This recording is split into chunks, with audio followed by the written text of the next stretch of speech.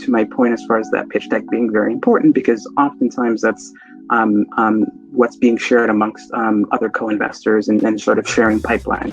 And so again, if you have a very robust pitch deck, and it just comes from practice, right? So practicing with friends, advisors, and making sure that sort of there are no sort of substantive questions left at the end of the sort of presentation of the pitch or the slide.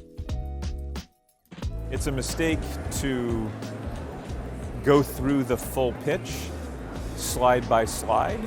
It's more important to be able to tell in 3 to 5 minutes, this is how I started the company, this is where we are, this is where we're heading, this is why I need capital, and then be in a position to answer questions about customer segments or your profit margins or your financial performance trends that come up in the course of the conversation and say, oh, on slide 12, I've actually got the most recent financials. That'll give you a picture of where we are. To make sure that your pitch deck includes answers to all of the questions that are going to be top of mind for the investor. And really what that does, not only does it demonstrate that you sort of know your business inside and out, but really what that allows then is that sort of precious Q&A time that you have, or question and answer time that you have, is it allows the investors or the audience to ask you much deeper level questions, sort of second and third degree questions about your strategy and competition.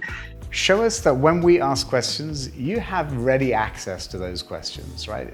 And it doesn't mean to say, we're going to say, look, you have to know everything, and every time I think of a question, you've got the perfect answer. Of course not. Be willing to say, I'll get back to you on that, but then get back to me on it.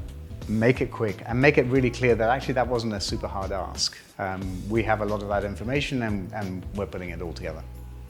The ability to have made contact, walk through the door, not just be in sales mode, but be in human mode, and have those conversations about market, about what you're trying to achieve, about who you are as a person and why you're doing the thing that you're doing.